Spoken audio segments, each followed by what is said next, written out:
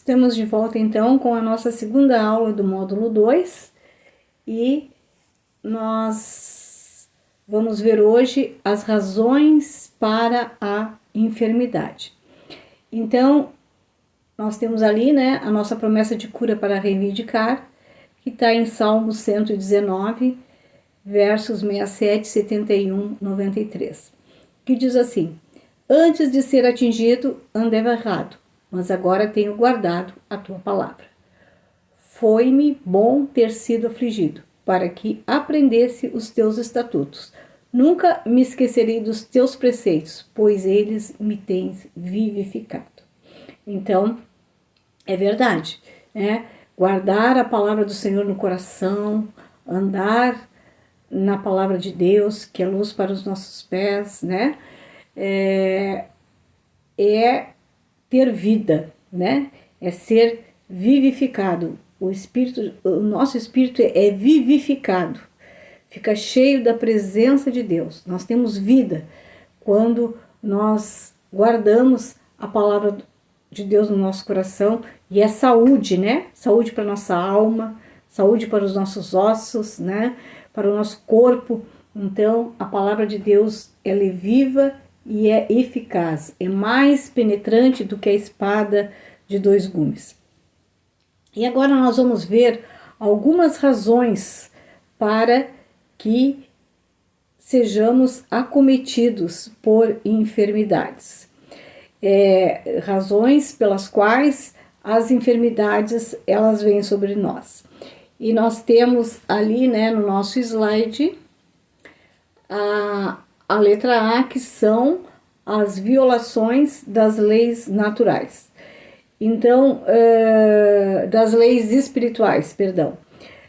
E essas violações das leis espirituais, elas são nada mais, nada menos, que são violadas por práticas de pecados individuais de cada um, por causa de impurezas, e o pecado, ele traz sofrimento.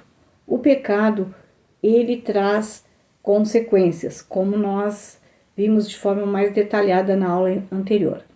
Mas, mesmo obedecendo a palavra de Deus, ainda assim, nós podemos sofrer enfermidades. Mesmo que nós venhamos nos esforçarmos e andarmos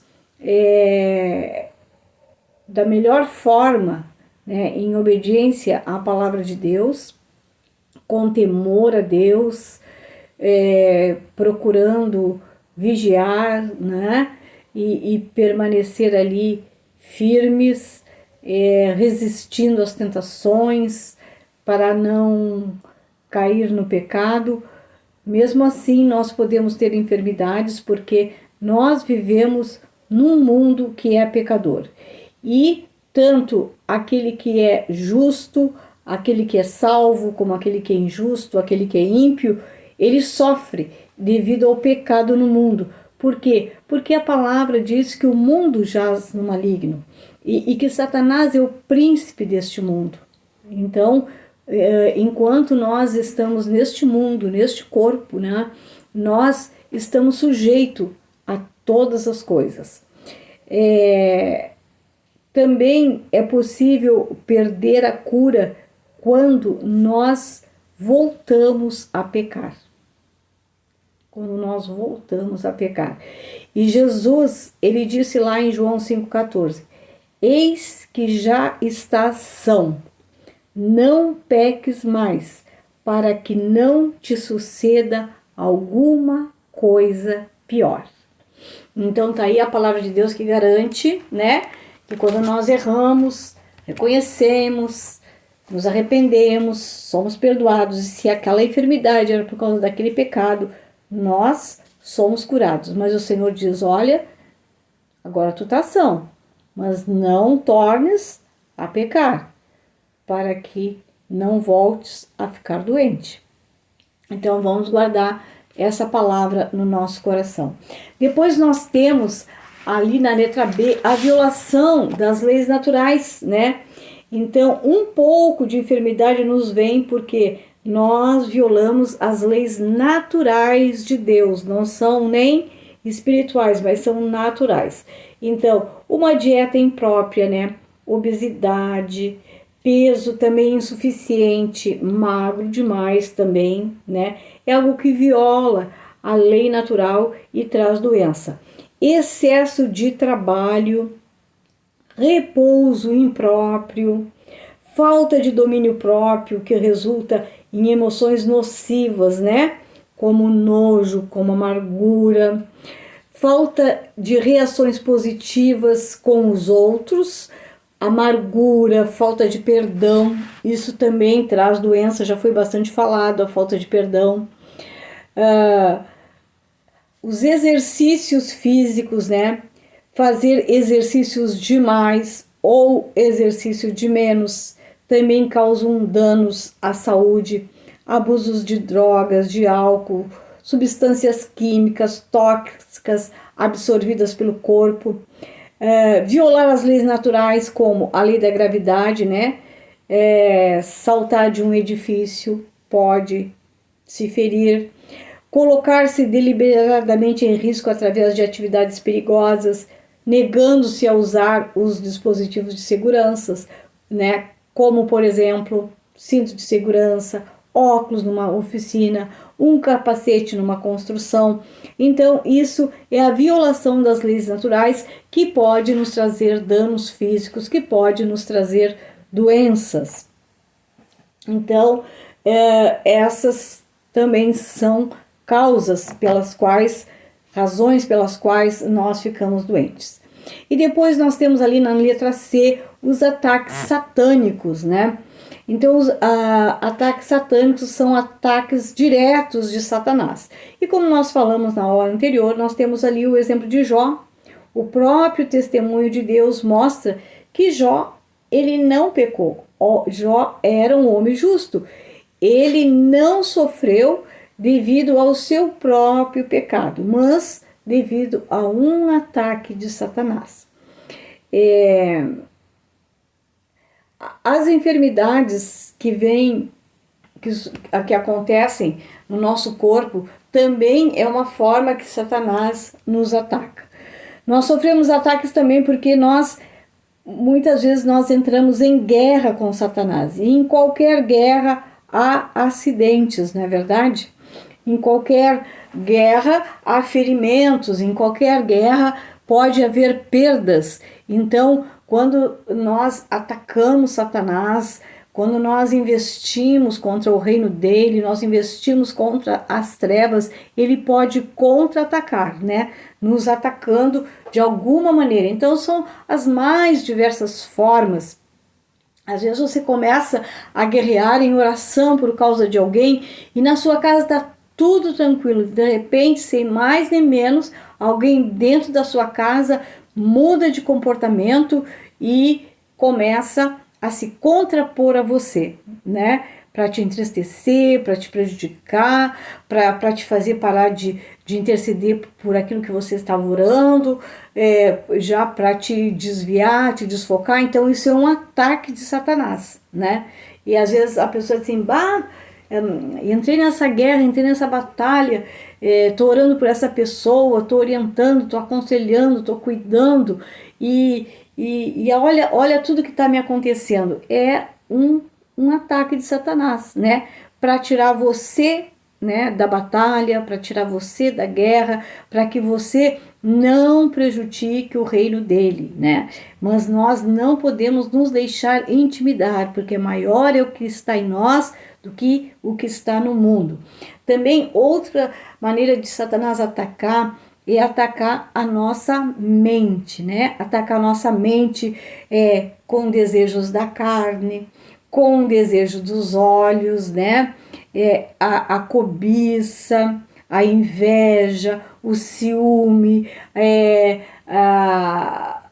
a má interpretação, né? O mau julgamento por aquilo que está vendo, por aquilo que é aparente. Então, é uma maneira de atacar, né? Nos levar a pensar mal, a imaginar coisas que não são. E também a soberba da vida, né? Soberba, vaidade, orgulho, usurpação de posição, tudo isso, né? Que sobe o ego, que massageia o ego, que procura se colocar em destaque. Então, tudo isso são ataques, né? Satanás lança o dardo se a gente bobear e a gente tomar aquilo para nossa glória, né? De maneira inadequada, buscando uma glória que não é nossa, uma honra que não é nossa. Então, tudo isso é ataque, né? Para nos destruir, para nos enfraquecer, para nos desfocar, para estragar o nosso relacionamento com Deus, a nossa intimidade. Esse é o propósito dele. Ele pode nos atacar, né? Mas ele não tem o direito de morar no nosso corpo, desde que nós não venhamos ceder, desde que nós não venhamos abrir portas, abrir brechas, né? E nem no nosso corpo, nem na nossa mente. Então nós não podemos deixar Satanás fazer ninhos na nossa cabeça, né? Nós não podemos dar ouvidos aos desejos da nossa carne, né? Nos vitimizando muitas vezes e aí permitindo o erro, permitindo o pecado, porque nos colocamos numa posição de vítimas, né? Eu não consegui, eu não resisti, né? Aí eu errei, eu cedi. Mas também olha meu caso, olha minha situação.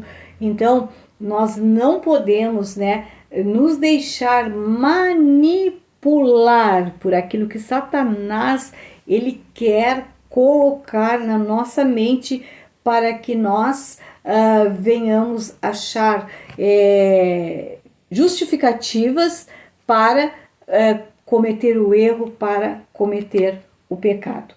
E lembre-se do que o Senhor disse, né, para aquele homem que estava doente: agora está são, vai e não peques mais. Então que nós não sejamos reincidentes. Pequei, me arrependi, daí um tempo eu vou lá, eu cometo o mesmo pecado de novo, né? Sem essa aí que a carne é fraca, o espírito é forte. Então nós não somos, o Satanás não pode residir no nosso corpo nem na nossa mente, mas nós somos o quê? Nós somos templo do Espírito Santo, amém? E depois nós temos ali, não discernir corretamente o corpo, né? Então, bem trabalhado aí esse texto de Coríntios, né? Que é usado na Santa Ceia. E depois ali nós temos mais esmiuçado: você pode não discernir o corpo de Cristo de 3 maneiras. Então, nós não discernimos o corpo de Cristo de que maneira? A primeira, o significado, não discernindo o significado do sangue e da carne, né? Essa é uma das razões pelas quais podemos ficar doentes, que Paulo fala lá: por causa disso há muitos fracos e doentes e muitos que dormem. Você lembra? Lembra, né? Então, muitos, eles eram débeis, eram doentes por falta deste discernimento. Então nós deixamos, né, de discernir o corpo de Cristo quando nós não entendemos o significado do pão. Muitas vezes a pessoa entende o significado do suco, que representa o sangue que foi derramado por nós, né? Mas não entende o significado do corpo, que Cristo foi moído, foi maltratado, né? Sua carne foi rasgada para cura, para que nós pudéssemos, né, usufruir dessa cura. Então, quando nós comemos o pão, simboliza, nós não estamos comendo a carne, simboliza. O suco não é o sangue, o pão não é o corpo, né? Simboliza, é diferente, simboliza, né, que nós estamos comendo da carne, que nós estamos nos alimentando de Cristo. E isto é o que? Para a nossa cura, para a cura da nossa alma e para a cura do nosso corpo. Uma outra razão pela qual nós ficamos doentes é pela divisão do corpo. Irmãos, uma coisa que nós precisamos entender a esta altura, né, do nosso curso, é que nós não podemos estar divididos no corpo. Nós somos um só corpo, né? Nós somos um só corpo. E nós, às vezes, deixamos de discernir que nossos irmãos e irmãs, eles são parte do corpo de Cristo, né? Assim como nós somos, eles também são. Eu sou uma mão e o meu irmão é a outra mão, né? Então, ambos fazem parte do corpo de Cristo, né? Aqui, ó, ambas as mãos fazem parte do corpo da Fátima, né? Então, ambos os membros do corpo fazem parte do corpo de Cristo, do corpo da igreja. Então, essas divisões, elas ocorrem na igreja. E nós comemos e bebemos indignamente se nós não entendemos realmente a nossa união com nossos irmãos e irmãs no Senhor. Por isso que nós não podemos estar divididos. Por isso que nós não podemos estar de mal, irmãos. Esses conflitos, eles têm que ser solucionados, eles têm que ser resolvidos, porque senão você está comendo e bebendo do corpo e do sangue de Cristo indignamente. Não se assente na mesa do Senhor para cear se você tiver algo com o seu irmão. Antes de cear, vai lá e se resolva com ele, né? Então Paulo explica que os crentes carnais envolvidos em divisão não pode comer a carne, o corpo, né, de Cristo, a palavra. Então, se eu tenho algo contra o meu irmão, se o meu irmão tem algo contra mim, eu tenho que me esclarecer com ele, né? E se ele não quiser, traga uma testemunha, né? É o que a palavra diz, para participar daquilo ali. E se ainda assim ele não quiser, né, ele acaba sendo entregue a Satanás. Ele é excluído do corpo, diz a palavra. Então, nós não podemos estar nesta condição resistente, porque nós estamos em pecado. Olha como isso é importante, olha como isso é sério. E como tem pessoas de mal no corpo de Cristo. Como tem pessoas que não se falam no corpo de Cristo. Muito sério. Depois nós temos comendo indignamente. Então, nós comemos indignamente quando nós tomamos a comunhão com uma vida não examinada. Nós não examinamos essas situações que nós acabamos de falar, e o resultado é debilidade espiritual, né? E é doença da alma e doença do corpo. Então, por isso, Paulo diz que a gente tem que se examinar espiritualmente e se arrepender antes de tomar ceia. Então, com este ensinamento lindo, maravilhoso aqui, da palavra de Deus, né? Nós estamos encerrando a nossa segunda aula. Que Deus abençoe e voltamos daqui a pouco com a nossa terceira aula. Até logo, volto já.